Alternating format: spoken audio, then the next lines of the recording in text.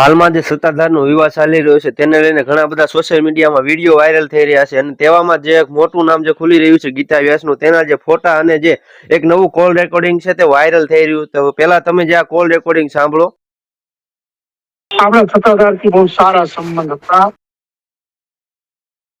એકવાર અમે ત્યાં આવ્યા હતા કે બેને અમને ના બોલવાના શબ્દો બોલ્યા હતા.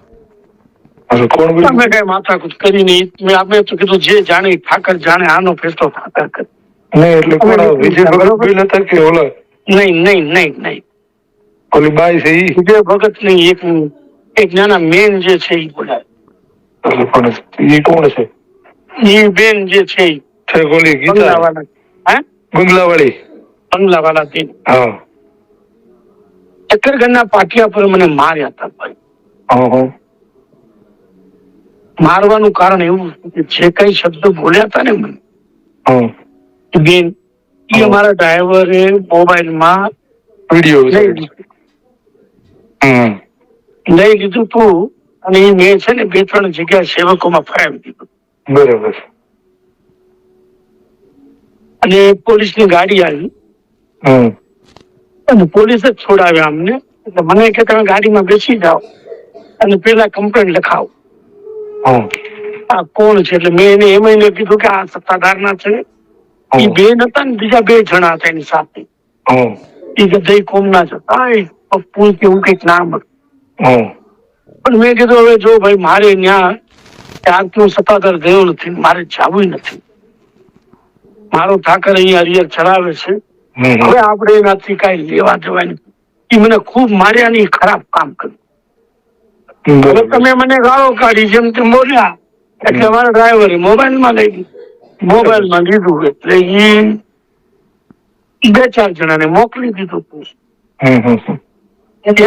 એમાં ઈ પછી ભાઈ આવી વાત તો એને કર્યા વગર રહે જ નહીં. 1 વર્ષ પહેલાનો બનાવ છે ને? હા હમણાં બનાવ છે. કેમ કે ત્યાં આનું શાસન જાણે એને બાપુજીની પેઢી ચલાવતા હોય એવી રીતે ચલાવે છે. હા, આવું ન કરાય. આ બધું અયોગ્ય છે. આપણે બીજું આમાં આગળ કઈ જાણતા નથી. ગરીબ લોકોને હેરાન કરવાના, નહીં મરાય. કોઈનું ખાઈને બેઠો નથી. એમ નહીં, જે લોકો સત્તાધારને સાચવે છે, લાખો રૂપિયાના દાન કરે છે, દાન કરતા ત્યાં ઓલા સામાન્ય માણસની જેમ ગૌશાળાની અંદર સફાઈ કરતા હોય, બરાબર, આટલું બધું કરતા હોય છતાં એને કોઈની નથી પીડી. એ કાને જ હાસવીને બેઠા છે. હા, વાત છે. નહીં, આવું ન કરાય. અરે ભાઈ, આ છે ને એને આપો કીધો બેઠો છે, અલગનો ઓટલો છે. એ કોઈને નહીં છોડે. એ મને પૂરો વિશ્વાસ છે. આ બધું એક દી ઉગાડું થવાનું છે. સાહેબ, જો હું તો એક જ વસ્તુને માનું છું કે તમારો એક સમય હોય, દશકો હોય, દશકામાં જો તમે સાચવી લ્યો ને તો તમારું વહેલું જાય. બાકી પછી જો તમે દશકામાં ફૂલાઈ ગયા ને એટલે પછી તમારું કઈ વધવાનું નથી.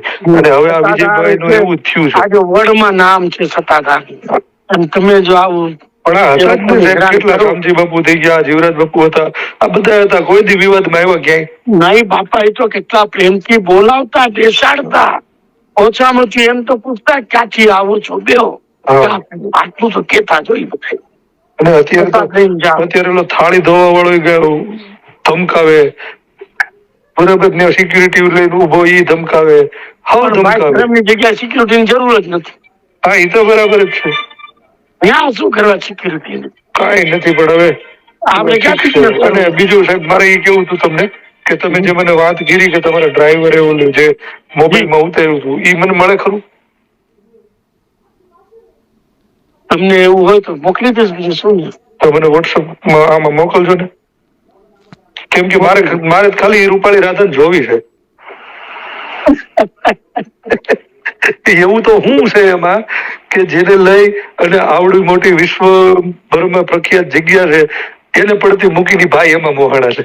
આગળ જે તમે કોલ રેકોર્ડિંગ સાંભળ્યો ને, જે સોશિયલ મીડિયામાં ઘણા બધા જે ગીતા વ્યાસના જે વિડીયો પણ વાયરલ થઈ રહ્યા છે કે જે સતનો આધાર સત્તાધાર જે ધામ છે ત્યાં દેશ વિદેશી લોકો દર્શન કરવા માટે આવતા હોય છે, તેવામાં જે એમ કહેવાય દાદાગીરી કરતા જે વિડીયો છે તે પણ જે આ ગીતા વ્યાસના વાયરલ થઈ રહ્યા છે કે જે સત્તાધાર ધામમાં જે દાદાગીરી કરે છે તેવા પણ જે આપણે યુટ્યુબમાં સોશિયલ મીડિયામાં ઘણી બધી જગ્યાએ જે વિડીયો છે તે વાયરલ થઈ રહ્યા છે. તો તમે જે કોલ રેકોર્ડિંગ સાંભળ્યું તેમાં પણ જે ગીતા વ્યાસની જે દાદાગીરી કરતા જે એક ભાઈ છે તે વાત કરી રહ્યા છે, જે વસંતભાઈ ચાવડા છે તેને જે આ ફોન કર્યો છે ને તેમાં જે બધી વાત છે તે કરી રહ્યા છે. તો આગળ તમે જે કોલ રેકોર્ડિંગ સાંભળ્યું તેની વિશે તમારું શું કેવું છે ખાસ કોમેન્ટ કરી કહેજો અને ચેનલને સબસ્ક્રાઇબ કરવાનું અને આ વિડીયોને લાઈક કરવાનું ભૂલતા નહીં.